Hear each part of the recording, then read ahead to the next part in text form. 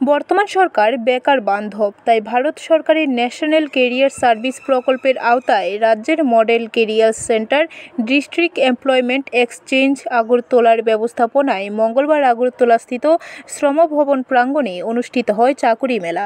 এই দিন বিভিন্ন সংস্থা 525টি পদে লোক নিয়োগের জন্য জব ফেয়ারে অংশগ্রহণ করে। চাকুরি প্রার্থীরাও এই দিন কর্মসংস্থানের জন্য সকাল থেকে চাকুরি মেলায় অংশগ্রহণ করে। ES&MP এর অধিকর্তা অসীম সাহা জানান, রাজ্যের সকল বেকারদের সরকারি চাকরি দেওয়া সম্ভব নয়, তাই এই ধরনের চাকরি মেলার আয়োজন করা হয়েছে।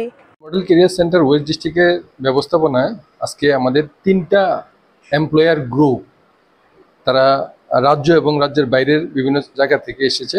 9টা ক্যাটাগরিতে ওনারা লোক নিচ্ছেন। এখন অবধি মোটামুটি 525 জন লোক নেওয়া তাদের পরিকল্পনা আছে আমাদের ত্রিপুরা থেকে।